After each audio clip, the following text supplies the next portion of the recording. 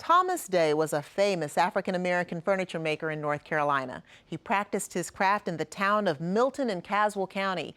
In part 3 of our Collecting Carolina series, Julia Carpenter visits the Thomas Day Museum to learn about this famous craftsman and how you can find out if you might have one of his lost treasures.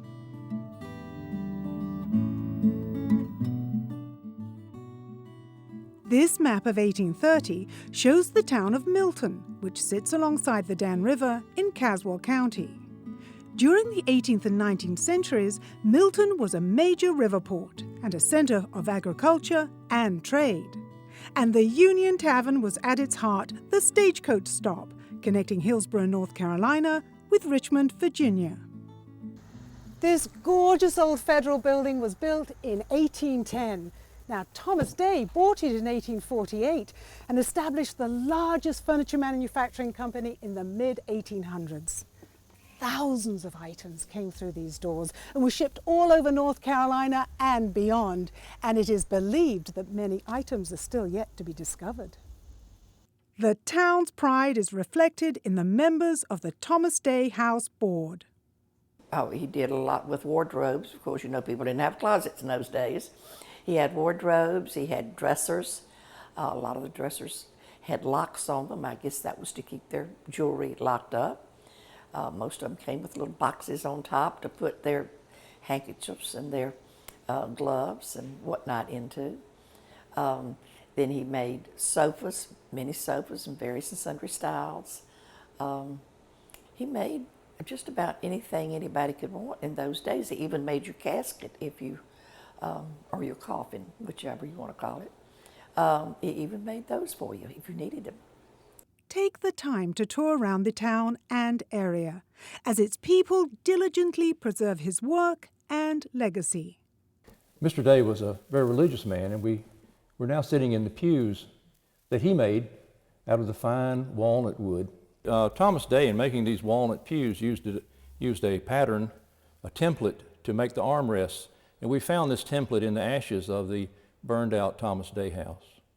In the gracious Woodside Inn bed and breakfast, we find more examples of his work, from mantelpieces, archways, bookcases, and banisters.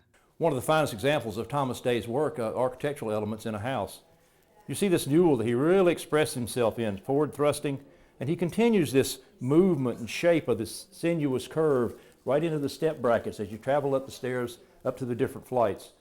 And they are juxtaposed to the baluster, this rectangular balusters that do not take away from all this fine design, and also being the shape of a tobacco stick.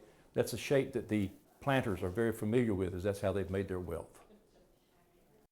A successful businessman, a family man, a religious man, respected, valued in his community during a very complex and challenging period of our history. Yeah, he owned slaves, and a lot of people just can't wrap that around their head. He's a free black man, he owned slaves. Why wasn't he helping slaves get free? But with the business being so vast, he needed all the help he could get. He had apprentices, he had people that, worked for him. He had slaves, yes. Plus, not only the business, he had farm things to keep up. The garden, tobacco, all of these things. You need people to help get all of that in, planted, sold. So he didn't sign his work, so how can you tell if you have a Thomas Day piece? We asked MESDA curator Maria Shevtsov to show us a few distinctive features. Here we are back at MESDA to look at an example of Thomas Day's furniture in our collection. This piece was made in 1850, and we also have the original bill of sale for $35. On the front of this piece, you see several features that are common for Thomas Day's work. The first is these elaborate bracket carved feet with a very stylistic carving. Also, the pierced scrolls appearing on the front of each side. And finally, Day's surviving furniture is typically done in a mahogany veneer over a yellow pine secondary wood, and we also commonly see a red wash applied to the edge of the drawers, helping to conceal the join between the drawer front and the drawer side. Do you possibly have an undiscovered piece of historic Thomas Day furniture in your home?